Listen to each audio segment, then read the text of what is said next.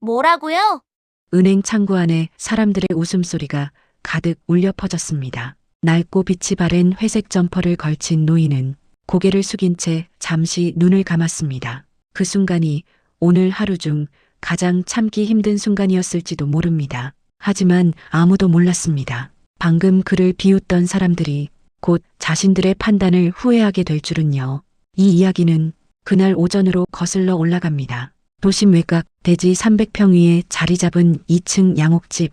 아침 햇살이 오래된 벽돌 외벽을 따라 천천히 흘러내리고 있었습니다. 이른이른의 박정호는 침실 창문을 열며 깊게 숨을 들이마셨습니다. 1970년대 중반 구로공단에서 작은 사업으로 시작해 수십 년 동안 자산을 키워온 인물. 사람들은 그를 회장님이라 불렀지만 정작 본인은 그 호칭을 달가워하지 않았습니다. 오늘은 뭘 입을까? 옷장을 열자 말끔한 정장들이 줄지어 걸려 있었지만 정호의 손은 자연스럽게 구석에 걸린 낡은 면바지와 회색 점퍼로 향했습니다. 10년도 넘은 옷이었지만 몸에는 여전히 편했습니다. 여보, 그 옷 말고 다른 거 입지 그래요. 아내의 말에 정호는 웃으며 고개를 저었습니다. 잠깐 나갔다 올 건데 이게 제일 좋아. 차고에는 고급 승용차 2대와 구석에 세워진 작은 경차 1대가 있었습니다. 정호는 망설임 없이 그 경차 열쇠를 집어들었습니다. 그리고 몇 시간 뒤 그 선택 하나가 은행 안의 분위기를 완전히 바꿔놓게 될 줄은 아직 아무도 몰랐습니다. 프라임 금융센터 앞에 도착했을 때 정호는 잠시 차 안에서 주변을 둘러봤습니다. 유리 외벽에 반사된 햇빛이 눈부셨고 정문 앞에는 정장을 차려입은 사람들이 자연스럽게 드나들고 있었습니다. 경차를 지하 주차장에 세우는 순간 주차 요원이 잠시 멈칫하더니 번호판을 다시 한번 확인했습니다. 여기 방문 목적이? 정호는 짧게 대답했습니다. 업무 보러 왔습니다. 주차 요원은 고개를 끄덕였지만 표정에는 의아함이 남아 있었습니다. 엘리베이터를 타고 1층 로비로 올라가자 넓은 공간이 한눈에 들어왔습니다. 대리석 바닥, 고급 가구, 그리고 조용히 흐르는 클래식 음악. 정호는 안내 데스크 앞에 섰습니다. 무슨 일로 오셨습니까? 직원은 매뉴얼처럼 웃으며 물었지만 정호의 옷차림을 훑어보는 시선은 숨기지 못했습니다. 예금 관련해서 확인할 게 있어서요. 직원의 손이 잠시 멈췄습니다. 예약은 하셨습니까? 아니요. 직원은 컴퓨터 화면을 보며 잠시 생각하더니 말했습니다. 일반 상담은 대기 시간이 좀 있습니다. 번호표 뽑고 기다리셔야 합니다. 정호는 말없이 번호표를 뽑았습니다. 표시된 번호는 대기 인원 17명. 의자에 앉자 주변 사람들의 시선이 느껴졌습니다. 누군가는 힐끗 보고 고개를 돌렸고 누군가는 속삭이듯 말했습니다. 여긴 이런 분들 오는 데가 아닌데. 정호는 그 말이 들렸지만 아무 반응도 하지 않았습니다. 시간은 천천히 흘렀고 번호는 한 자리씩만 줄어들었습니다. 그 사이 정장을 입은 고객 몇 명은 직원 안내를 받으며 안쪽 상담실로 들어갔습니다. 그들이 지나갈 때마다 직원들의 태도는 확연히 달라졌습니다. 어서 오십시오. 미리 준비해 두겠습니다. 정호는 그 모습을 조용히 지켜봤습니다. 그리고 그때 한 젊은 직원이 동료에게 작게 말하는 소리가 들렸습니다. 아까 그 경차 타고 온 분 맞지? 응, 아직도 기다리시네. 둘은 웃음을 참는 듯 했지만 표정에는 여유가 있었습니다. 정호는 손에 쥔 번호표를 가볍게 접었다 폈다를 반복했습니다. 이곳이 어떤 곳인지, 사람들이 무엇을 기준으로 사람을 나누는지 그는 이미 잘 알고 있었습니다. 번호가 거의 다가왔을 즈음 안쪽에서 지점장으로 보이는 중년 남성이 급히 걸어 나왔습니다. 그는 누군가와 통화를 하며 목소리를 낮추고 있었고 얼굴에는 긴장감이 묻어 있었습니다. 네, 오늘 중으로 정리하겠습니다. 통화를 마친 그는 로비를 한번 훑어보다가 정호 쪽에서 잠시 시선을 멈췄습니다. 그러나 곧 아무 일도 없다는 듯 다시 안쪽으로 들어갔습니다. 그 순간 정호의 번호가 불렸습니다. 박정호 고객님. 정호는 천천히 자리에서 일어났습니다. 그리고 그가 창구 쪽으로 걸어가는 모습에 몇몇 시선이 다시 한번 따라붙었습니다. 아직까지는 아무도 몰랐습니다. 이 조용한 노인이 이 건물에서 가장 중요한 사람이 될 수도 있다는 사실을요. 창구에 앉은 직원은 모니터를 보며 형식적인 미소를 지었습니다. 어떤 업무 도와드릴까요? 정호는 준비해온 서류 봉투를 조용히 꺼내 놓았습니다. 예금 관련해서 확인 좀 하려고요. 직원은 봉투를 열어보지도 않은 채 키보드를 두드리며 물었습니다. 성함이요? 박정호입니다. 직원은 화면을 보다가 잠시 멈칫했습니다. 하지만 곧 아무렇지 않다는 듯 다시 키보드를 눌렀습니다. 일반 예금은 창구에서 안내가 어렵습니다. 고액 고객 전담 창구로 가셔야 하는데 예약 없으시면 오늘은 힘들 수도 있습니다. 정우는 고개를 끄덕였습니다. 그럼 가능한 방법으로 해주세요. 직원은 정우를 한번 훑어본 뒤 서류를 천천히 넘겼습니다. 통장 원본은 가지고 오셨어요? 정우는 주머니에서 오래된 통장을 꺼냈습니다. 모서리가 달아 있었고 표지도 발에 있었습니다. 직원은 통장을 받아들고 잠시 멈췄습니다. 이 통장 오래된 거네요. 예. 직원은 통장을 기계에 넣고 다시 모니터를 바라봤습니다. 그 순간 직원의 표정이 아주 미세하게 바뀌었습니다. 눈썹이 살짝 올라갔고 손가락 움직임이 느려졌습니다. 하지만 그는 아무 말도 하지 않았습니다. 잠시만 기다려 주시겠어요? 직원은 자리에서 일어나 안쪽으로 들어갔습니다. 주변 창구 직원들이 슬쩍슬쩍 정우를 바라봤고 속삭이는 소리가 들렸습니다. 무슨 일인데? 잘 모르겠어. 통장이 좀 특이한데. 정우는 의자에 앉아 손을 무릎 위에 올려두었습니다. 몇 분이 지나도 직원은 돌아오지 않았습니다. 대신 아까 로비에서 보았던 중년의 남성이 천천히 다가왔습니다. 고객님, 잠시만요. 그는 정중했지만 어딘가 조심스러운 태도였습니다. 확인할 사항이 있어서 조금만 기다려주시면 감사하겠습니다. 정우는 고개를 끄덕였습니다. 천천히 하셔도 됩니다. 그 말에 남성은 잠시 정우를 바라보다가 고개를 숙여 인사했습니다. 그가 떠난 뒤 로비의 분위기는 눈에 띄게 달라졌습니다. 아까까지 웃음 섞인 표정이던 직원들은 말수가 줄었고 키보드 소리만 조용히 울렸습니다. 누군가는 안쪽 사무실로 급히 들어갔고 누군가는 전화를 붙잡고 낮은 목소리로 이야기했습니다. 정우는 그 모든 변화를 말없이 지켜봤습니다. 그리고 마음속으로 이런 생각을 했습니다. 이제 시작이군. 그때 안쪽 문이 열리며 정장을 말끔히 차려입은 지점장이 모습을 드러냈습니다. 그는 한 번에 정우를 알아봤고 주변 직원들에게 짧게 말했습니다. 잠깐 정리합시다. 직원들은 서둘러 자리를 비웠고 로비는 순식간에 조용해졌습니다. 지점장은 정우 앞에 서서 정중하게 인사했습니다.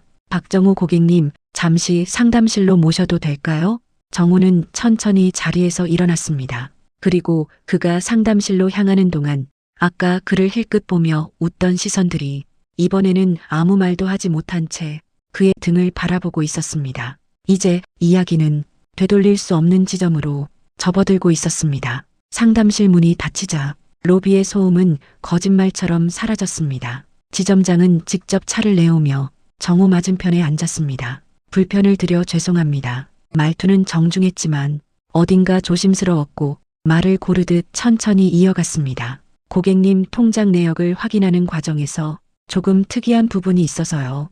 정우는 말없이 찻잔을 내려다봤습니다. 이 계좌 개설된 지 20년이 넘었고 중간에 한 번도 이동이 없으시더군요. 그렇습니다. 짧은 대답이었지만 지점장은 그 한마디에서 확신을 얻은 듯 했습니다. 보통 이 정도 기간이면 자금이 여러 번 이동되는데 고객님은 그렇지 않으셨습니다. 정우는 고개를 끄덕였습니다. 옮길 필요가 없었으니까요. 지점장은 서류를 넘기며 한숨을 가볍게 내쉬었습니다. 솔직히 말씀드리겠습니다. 그는 목소리를 한 톤 낮췄습니다. 이 계좌는 저희 지점에서도 상위 몇 안 되는 규모입니다. 정우는 여전히 아무 말도 하지 않았습니다. 그래서 담당 부서에 확인을 요청했고 본점에도 보고가 들어간 상태입니다. 그 말에 정우는 처음으로 지점장을 바라봤습니다. 그렇게까지 하실 필요는 없습니다.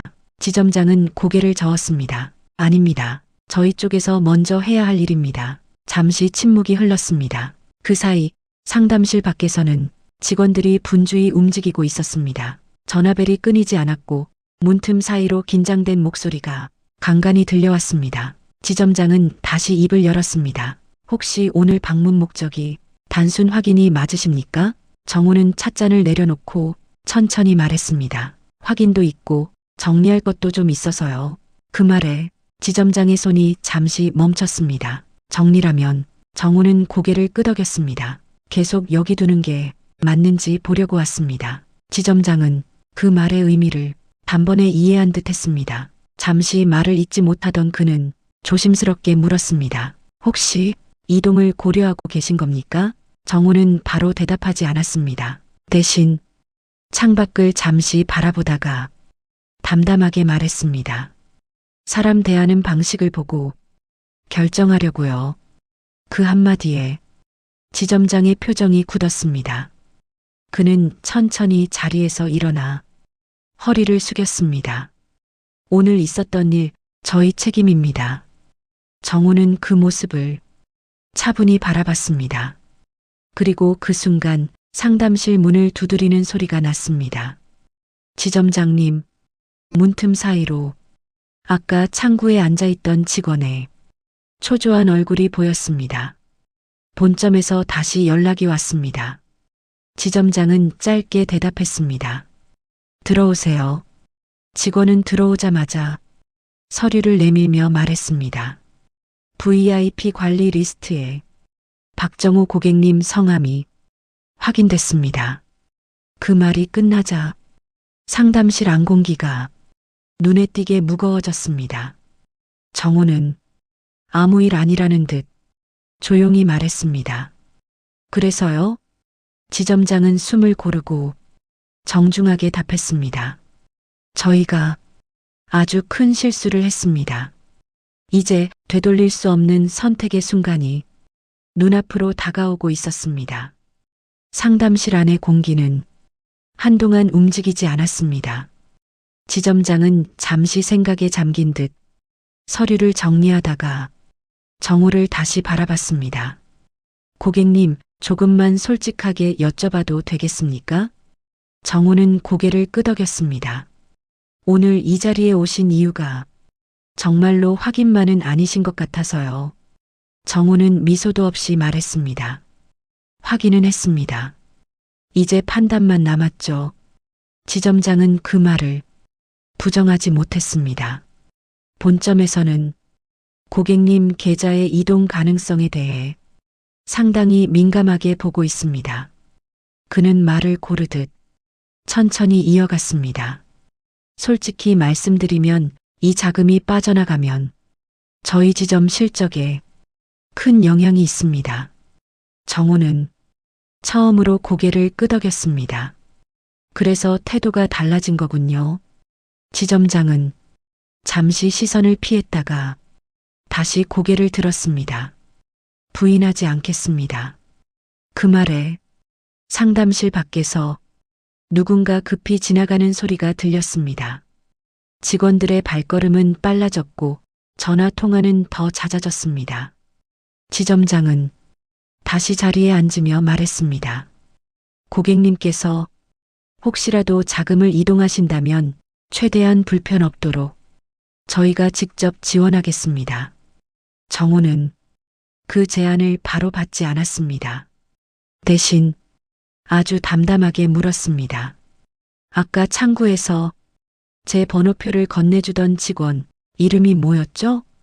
지점장은 잠시 멈칫했습니다. 김대리입니다.